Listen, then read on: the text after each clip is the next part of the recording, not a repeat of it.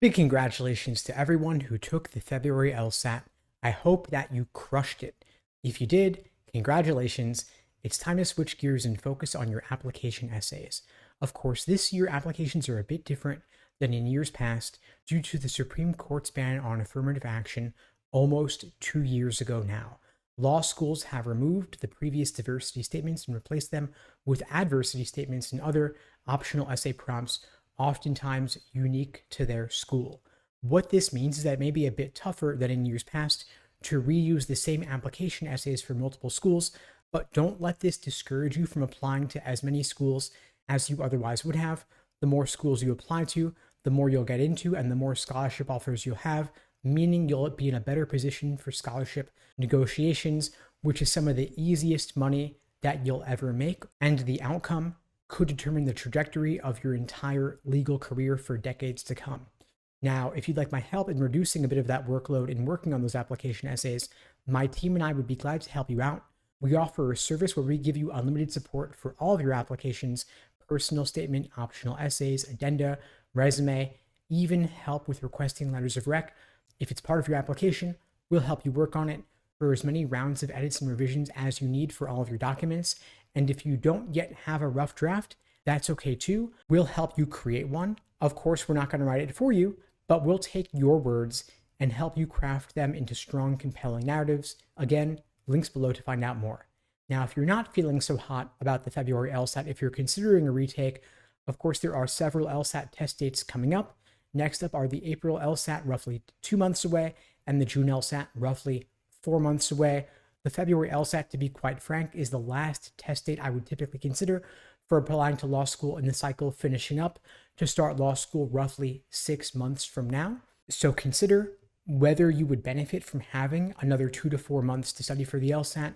If you could get even just a couple points more and apply to law school at the beginning of next cycle instead, it could be well worth it. Of course, law schools do not care if you retake the LSAT. They don't really care that much, honestly, about when you apply to law school either, but all else being equal, it is better to apply earlier rather than later. If you apply earlier, it's a little bit easier to get in, and there may be more scholarship money available to you as well. Of course, you do have to balance it out with the cost of having to wait another year to apply to law school, but that wait could be well worth it if it gives you more time to study for the LSAT.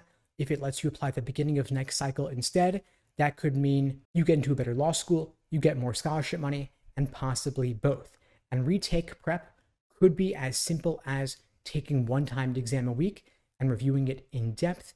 If you are in the fortunate position of being able to study for the LSAT full time and have no other obligations, you might want to take 2 timed exams per week, review those in depth, maybe drill some weak areas on the side. Now, if the February LSAT was your first at bat and you may not have put in as much work as you would have liked to, consider that retaking the LSAT is typically going to be a good idea because through luck alone, you could do a few points better.